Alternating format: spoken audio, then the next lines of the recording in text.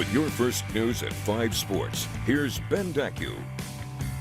Racing is a very distinct sport. The sights, the sounds, and the stories.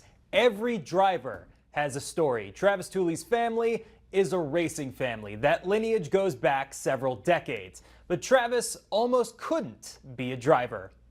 A freak accident in 2012 left Travis Tuley in shambles.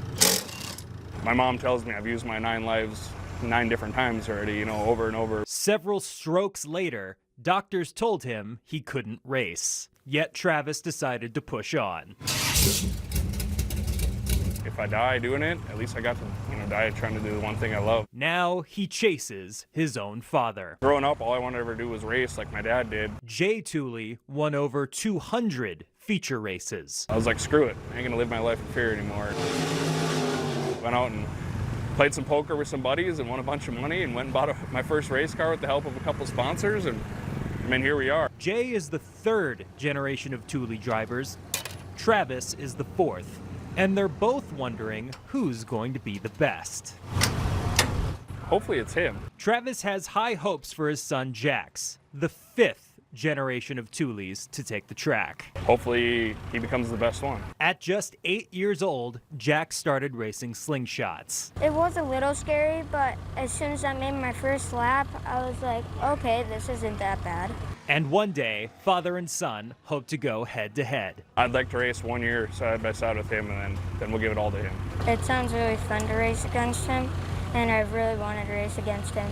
9-year-old Jax can get in a modified car to go up against his dad when he turns 14.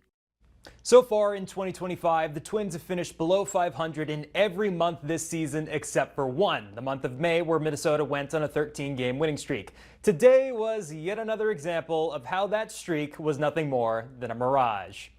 This guy is going to be a problem. CJ Abrams' first pitch of the game, gone.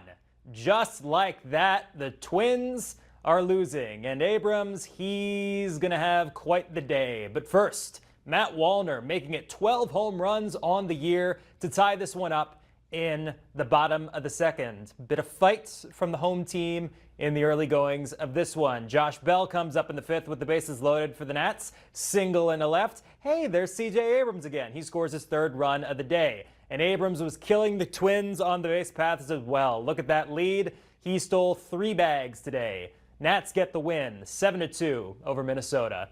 And a wacky game in Minot between the Honkers and Hot Tots. Pretty normal to start things off in the 3rd. Hot Tots up 1-0. Max Ortega, he hits one into the gap in right center field. Robbie Dimitri going for a run, scores all the way from first base to make it 2-0 as Ortega makes the 2nd.